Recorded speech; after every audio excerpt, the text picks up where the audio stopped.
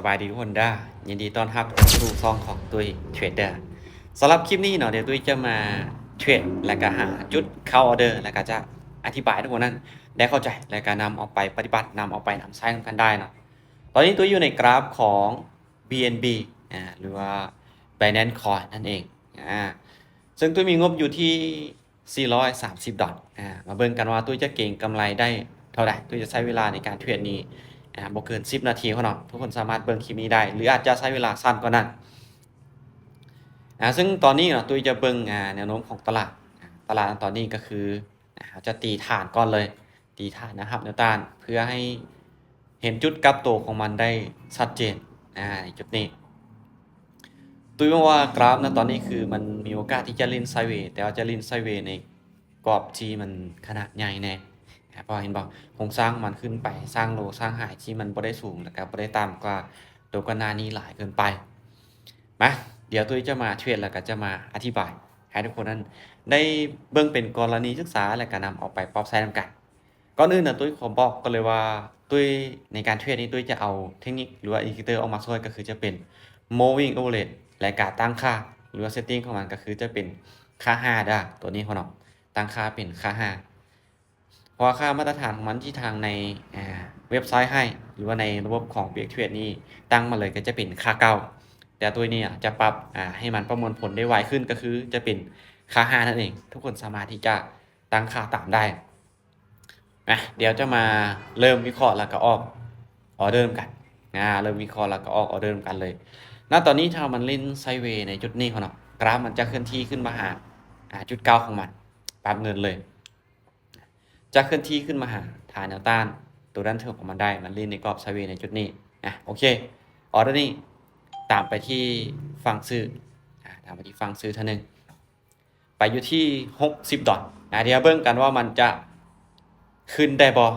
มันจะทำลายอดีตของมันได้บ่อดีตของมันมันขึ้นมา3เขียวแล้วมันจะพักตัวแดงในจุดนี้มันกัน3เขียว3เขียวมาแล้วแต่ว่าเป็นอย่างคือยังเลือกไปที่ฟังซื้อเนาะก็คือเบิ้งเนาะถ้าว่ากราฟมันเล่นไซด์เวย์มันจะพยายามขึ้นไปหาฐานตัวนี้ก่อนฐานตัวนั้นถึงแล้วมันจึงจะกลับลงมาถ้าว่ามันขึ้นไปแล้วมันบ่ขึ้นไปฮอดเนาะมันก็อาจจะกลับลงมาก็ได้เอาเบิ่งกัน430 ดอลจะเก่งกำไรได้บ่ในการเทรดไบนารี่ออปชั่นของเนาะทุกคนต้องเข้าใจว่ามันเป็นออปชั่นทางเลือกมันมีอยู่2ทางระหว่างซื้อกับขายหรือว่าขึ้นกับลงมี2ทางฉะนั้นโอกาสที่เราจะได้หรือเสียนี่มันมีอยู่50เอาไปทุกทางเราก็ได้กำไรถ้าเราไปผิดทางเราก็เสี่ยงโอเคในเมื่อมันบ่ขึ้นไปออเดอร์นี้เราขายได้มันบ่ขึ้นไปแล้วของเราในจุดนี้มันอาจจะขึ้นไปบ่จับในจุดนี้แล้วมันก็ผลักดันราคามันก็ได้มันบ่ 100% ว่ามันลิ้นไซด์เวย์แล้วมันจะต้องขึ้นมาตามฐานตัวเก่ามันจึงจะกลับตัวบางเที่ยมันอาจจะขึ้นไปบ่ฮอดแล้วมันกลับตัวก็เป็นได้ออเดอร์นี้ตามขาลงมาเดี๋ยวมาเบิ่งกันว่ามันจะลงมาได้บ่2ไม้แรกนี่ว่าจังได๋โอ้บ่มาคนดอกมื้อนี้เนาะบ่มาเดี๋ยว2ไม้แรกนี่ก็พลาดไปแล้ว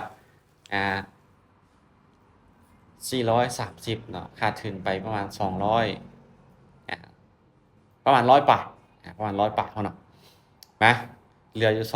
290อาจจะกลับมากู้คืนแล้วก็แก้พอร์ตได้บ่ถ้าลิ้นไซด์เวย์มันเริ่มจะลิ้นกรอบน้อยแล้วโอเคออเดอร์นี้จัดไปเลยมั่นใจพอออเดอร์นี้ขายเลยมาเบิ่งเนาะแพทเทิร์นนี้ค่อยคิดว่ามันลิ้นในแท่งคู่ได้ละจังหวะนี้คือมันลิ้นแท่งคู่กันเนาะคู่เขียวมาแล้วในระยะใกล้ๆนี่เบิ่งคู่แดงจุดนี้ต้องมาตุ้ยว่าคิดว่ามันต้องมาแน่นอนล่ะมาลุ้นกันในจังหวะนี้จังใดก็ลงได้นี้ลงมาแล้วโอเคนี่จัดไปไม้แรกแล้วก็ไม้ที่2หายบ่เป็นหยังไม้ที่3กลับมาได้คิดว่ามันจะขึ้นมาลิ้นไซด์เวย์ที่กรอบใหญ่บ่เท่านั้นมันเริ่มจะลิ้นไซด์เวย์ที่กรอบน้อยลงมาแล้วบัดนี้บ่ในจุดนี้เริ่มจะลิ้นที่กรอบน้อยลงไปเรื่อยๆแล้วฉะนั้นในการเทรดเราก็ต้องสังเกตแล้วกันปรับ เปลี่ยนอยู่ตลอดเนาะในการเทรดในตลาดนี้โอเคในจุดนี้ทันบ่บ่ทันของจะรีดคู่อีกเทื่อนึงขาปรับเงินอยู่ก็เลยว่าบ่ทันบ่เริ่มเห็นแล้วว่าตลาดมันลิ้นแทงคู่ในจุดนี้เราก็ตามพฤติกรรมของมันถือว่าขึ้นไปงามพุ่นเนาะเรากดไปบ่ทันนั่นเองปรับเงินอยู่แต่บ่เป็นหยังเดี๋ยวเบิ่งออร์เดอร์ต่อไปถ้าออร์เดอร์ต่อไปแท่งรอเท้ามันเป็นสีแดงเราตามขายเลยเพราะหยังยิ่งตามขายแพทเทิร์นของตลาดมันลิ้นคู่2คู่เขียวคู่แดงเห็นบ่2แดง2เขียว2แดง2เขียวอยู่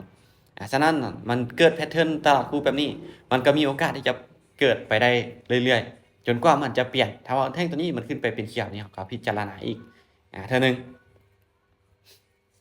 นะเดี๋ยวมาเบิ่งของการรอในช่วง5สุดท้ายเนาะในออร์เดอร์นี้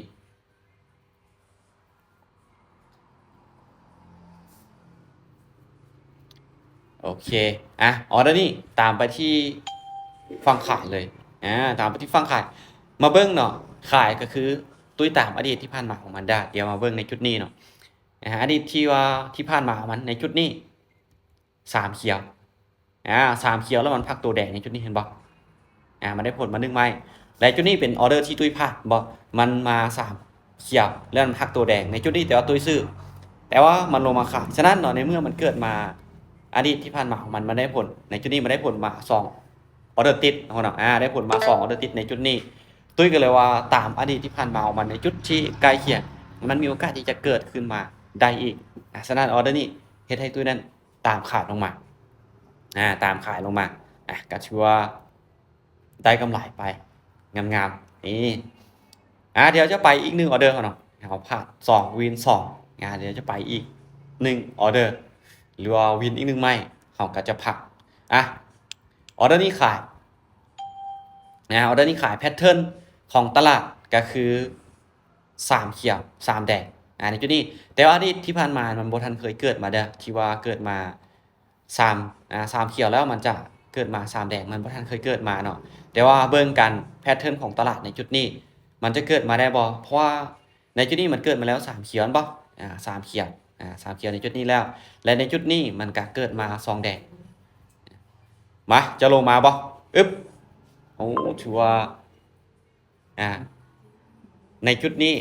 มันยังลงมาบ่ได้เนาะแพทเทิร์นของตลาดที่มันเป็น3เขียวหรือ3เขียวและ3แดงยังลงมาบ่ได้โอเคบ่เป็นหยังไปกันต่อโอเคถ้ามันขึ้นไปแบบนี้เนาะมันก็มีโอกาสจะขึ้นมาหากรอบตัวที่วางไว้ก่อนหน้านี้ได้ตีไว้ก่อนหน้านี้จัดไปซื้อเลยออเดอร์นี้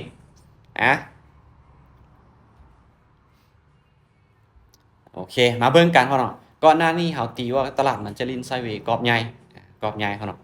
แต่เบิ่งกันมันจะขึ้นมาหาบ่หลังจากที่เฮาตีว่ามันจะลิ้นกรอบใหญ่แล้วมันจะมาลิ้นไซด์เวย์ในจุดนี้กรอบน้อยแล้วกลับขึ้นไปเดี๋ยวมาเบิ่งกันว่าจึงได้ออเดอร์นี้จะปิดเขียวงามให้เฮาได้หรือบ่